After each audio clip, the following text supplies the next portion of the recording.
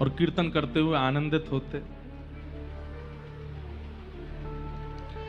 एक जगाई मधाई नाम के दो महाक्रूर थे। एक का नाम था जगन्नाथ दास, दूसरे का नाम था माधव दास। ब्राह्मण कुल में जन्मे थे, लेकिन एक मुगल बादशाह के यहां काम करते करते इन दोनों अपने स्थिति से इतने भ्रष्ट हो गए, इन्होंने अपना नाम भी बदल लिया। जगन्नाथ दास और माधव दास दोनों बन गए जगाई और मधाई। इतने क्रूर थे कि गौ मांस भी खाते थे। जहां इनका घर था उस गली से अगर कोई स्त्री भी निकल जाती तो वो भी, उसकी सुरक्षा की भी कोई जिम्मेवारी नहीं। कोई संत महापुरुष चले जाते तो उनको भी ये लोग लूट लेते। मतलब लूट भी करना, स्त्रियों के साथ में अभद्रता भी करनी, गौमांस भी खाना, मद्यपान करके पूरे दिन पड़े रहना, गलत कार्य करना, ये सब करते थे। एक दिन नित्यानंद महाप्रभु सबके यहां से हरि बोल बुलवाते बुलवाते बुलवाते उस रास्ते पे जा रहे थे जहां जगाई मधाई रहते थे। तो एक व्यक्ति से इन्होंने हरि बोल बुलवाया, तो जैसे ही आगे निकले तो उसने चरण पकड़े, बोले भगवान ऐसे मत जाइए, ऐसे निकल जाइए। बोले ऐसे क्या है? बोले आगे दो नाम के ब्राह्मण हैं, जगाई मधाई रहते हैं, बहुत क्रूर हैं, आप उनके पास मत जाइएगा। गौ मांस खाते हैं, आपको यहाँ दुर्गंध आ रही होगी, हड्डियां पड़ी होंगी आगे। कितनी माताएं, कितनी बहनें, कितनों को अगवा करके उन लोगों ने गलत कृत्य किए हैं, संत महापुरुषों को जान से मार देते हैं, बहुत गलत आदमी, आप वहां मत जाइएगा। नित्यानंद महाप्रभु हरिदास ठाकुर को देख करके कहते हैं, असली नाम का अधिकारी तो अब मिलेगा जिससे बुलवाना। ये सब तो छोटे छोटे छोटे छोटे क्रिया करे बैठे थे, असली नाम का प्रभाव जिस पर होना है वो तो अब आगे ही बैठा है। भैया तेरे बहुत भले हो, इधर आ, तेरे को थोड़ा आशीर्वाद दे, आशीर्वाद, बहुत बढ़िया किया तूने, हमको बता दिया।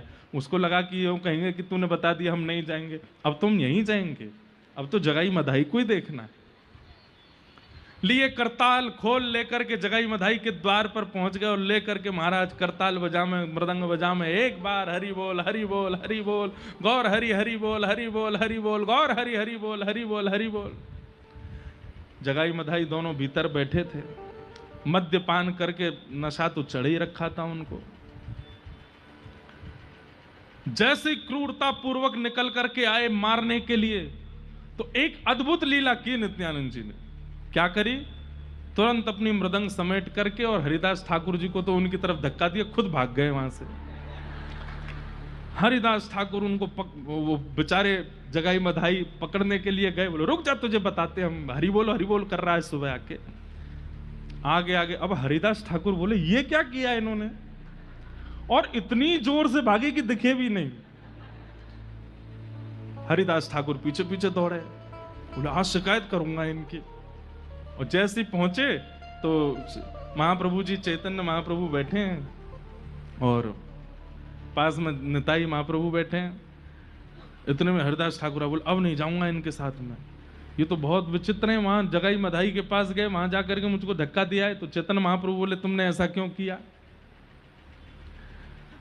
बोले इनको पिटने की बहुत आदत हो चुकी है, और हम तो अभी नए नए आए हैं। इनको पहले ही मुगलों ने पकड़ करके बीच बाजार में कोड़े बरसाए थे। हरिदास ठाकुर की कथा भी बड़ी अद्भुत है। और कहा था कि तुम नाम नहीं गाओगे, लेकिन इन्होंने कहा मृत्यु स्वीकार है, नाम नहीं छोड़ेंगे। तो बोले इनको तो भाई खूब इनको उत्पीड़ना मिल चुकी है पहले, तो हमें लगा कि अभ्यासी हैं, इसलिए हम धक्का दे आए। और हमको तो अभ्यास है नहीं पिटाने का, तो हम तो भाग आए। जगाई मधाई बड़े खतरनाक हैं। हरिदास ठाकुर बोले अब नहीं जाऊंगा इनके साथ, ये तो बहुत खतरनाक है, तो मुझे कहीं भी ऐसे छोड़ के आ सकते हैं। चैतन्य महाप्रभु मंद मंद मुस्का करके नित्यानंद जी की ओर देखे, बोले असली बात क्या है वो बताइए। बोले असली बात यह है कि हरिदास ठाकुर कितनी नाम जप प्रतिदिन करता है, इसकी कोई गिनती नहीं है। ये नाम ध्यान में, नाम जप में मेरे भी बड़े हैं, मुझसे भी बड़े हैं। मैंने इनको धक्का इसलिए दिया कि मुझे तो स्पर्श करना पड़ेगा, आपको तो स्पर्श करना पड़ेगा, हमारे स्पर्श से कल्याण होगा। लेकिन इनके अगर पीतांबरी का छोड़ भी जगाई मधाई को छुप गया तो उनके ऊपर कल्याण हो जाएगा, उनके कुछ पाप तो कम हो जाएंगे। मैं इसलिए इनको धक्का दे के आया कि इनकी पीतांबरी कैसे भी उन दोनों से स्पर्श हो जाए।